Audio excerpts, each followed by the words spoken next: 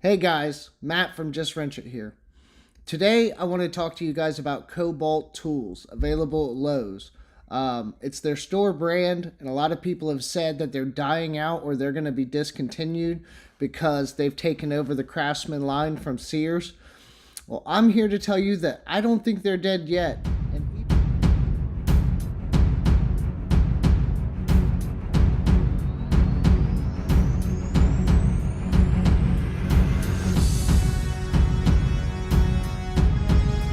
I want to let you guys know that I'm going to do a giveaway. I have 3 tool sets. I will insert the pictures here in the video so you can see them. I have 2 of the larger tool sets, and I have 1 set, 21-piece socket set from Pittsburgh at Harbor Freight.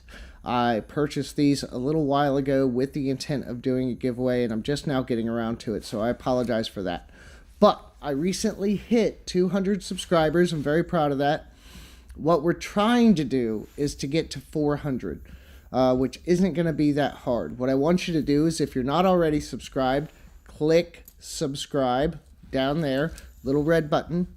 And then if you are already subscribed, you could share it to some of your social medias, Twitter, Facebook, whatever you have. Ask people to subscribe. Tell them I do subscriber giveaways kind of often. I think a little more than most people, and I do put my own money into this. The goal eventually will hopefully be to make money, monetize the channel, and then be able to do bigger, better giveaways, hopefully either more often or just better giveaways regularly. So we'll see what happens there in time, but for now I'm doing it with my own money. So what we get is what we get. I try to shop for deals, and I found some, so I'm trying to pass it. Now, I didn't actually intend to buy Cobalt tools. I honestly don't do that much shopping at Lowe's.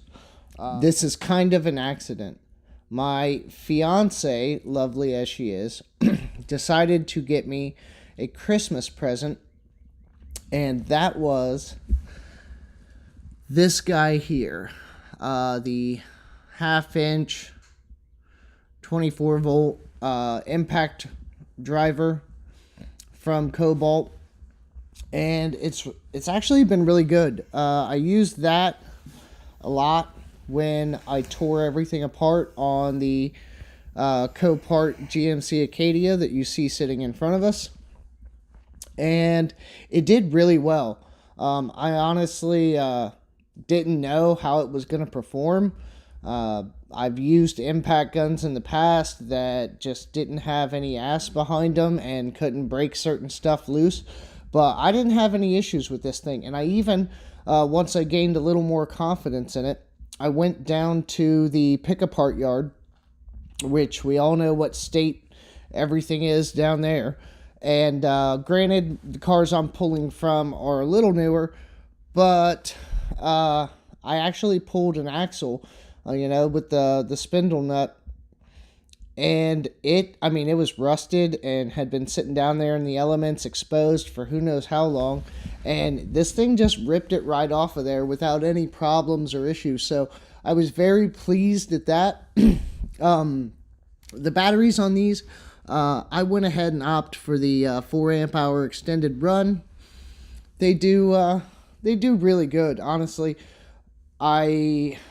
I don't think I've drained one yet, and I've gone like quite some time in a couple different projects without charging the battery at all. So as far as battery life, if you get the extended run batteries, you're going to have great battery life and be able to do a lot of work. So next up, my other acquisition for Christmas from the gifts was this. And honestly, I'm not going to lie to you, I don't know the name of this particular saw. I kind of call it like a toe kick saw. I'm probably wrong. But the main reason that I got this for a gift was because I was doing the subfloor at my house when I was doing the renovation. And I needed something to flush cut the floor against the wall when I was tearing everything out and redoing it. And I didn't use this blade specifically. For that cut, they have like a offset blade that comes flush with this housing. So I used that for those particular cuts, and then switched back to the normal straight blade for the rest. But this thing performed really well. Again, just the overall power of this thing. I mean, I was cutting up that, and you're able to set the depth and everything with your cuts on this. So it was really good, and I honestly really enjoyed using it. Made the job a lot easier. And then here we have the Cobalt angle grinder. Now the big thing on this that, you know, most of you are gonna probably be more interested in is that you get a cordless angle grinder. And we all know that you can do a lot of different things with angle grinders. And this one I used to cut the body panel off of the Acadia before I welded the new body panel on. Cut the old one off of this Acadia, and then cut the new one off down at the junkyard, and it performed again fine and well.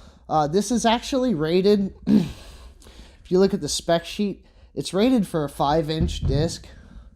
But I've been putting 4.5s on it, and it fits fine, and everything works the same. So there's no issues there. And really, I mean, it functions really well. I used it on the Acadia here, and it did a great job. I'm really happy with it. As you can see, all my tools are dusty. All my tools are dirty. All my tools are scuffed up. Some people might say that's because I don't take care of them. I say that's because I use them, and I don't treat them with kid gloves. They're tools. They're going to get dirty. They're going to get beat up. They're supposed to be able to handle that. And these are doing a very good job cosmetically. One of the nice things that I liked when I opened this up, because I bought this specifically to take down to the junkyard to cut out that body panel, aforementioned. One of the things that I liked most about it was the handle has a very nice grip on it, is that the tool to change blades, if you look here, is actually mounted in the handle, so you never have to worry about forgetting it or not having it. If I can pop it back in there like that. And also something that I thought was probably a feature only seen in some of the higher end angle grinders. Not only is there a left and a right, there's also a top mount, so for your handle. So I think that that's a nice feature. It's got a flappy paddle with a safety switch so that you don't accidentally trigger the grinder at the wrong time. So that's a nice little safety feature, not always present in some lower cost models. And I do have the cheap $10 Harbor Freight angle grinder laying around here somewhere in this mess of a garage. Car parts everywhere. Don't ask me why I have 2 doors for the Acadia. I'll get into that some other video. But yeah, guys, I mean, these tools, they do really well. And if you guys really think about it, they're probably going to be in some form discounted. I would hope not discontinued, but even if they were, that would be a prime time to go in and snatch up some of these tools at a low cost. So we'll wait and see what happens with the Cobalt line, but I'm telling you right now, like, I am pleasantly surprised with the performance of these, and yes, they are a little costly. I don't know what these two cost because I didn't pay for them.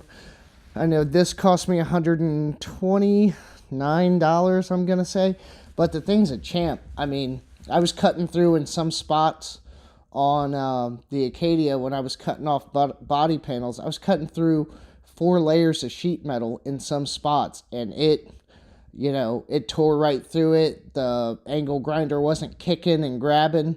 And yes, I was using the Harbor Freight Warrior brand cutting discs, so I was using cheap discs, and it didn't kick or buck. It just did what I wanted it to do. So I'm really happy with these tools, guys. Let me know what you think down in the comments. If any of you guys have experience with them, I'm really happy with the performance of them. So I just thought I'd share my experience here. And as always, if you like my content, if you want to support the channel, go ahead and click like, click subscribe so you can watch my future videos. And yeah, guys, I thank you very much, and I hope that you have a wonderful day. I'll see you guys later. Bye.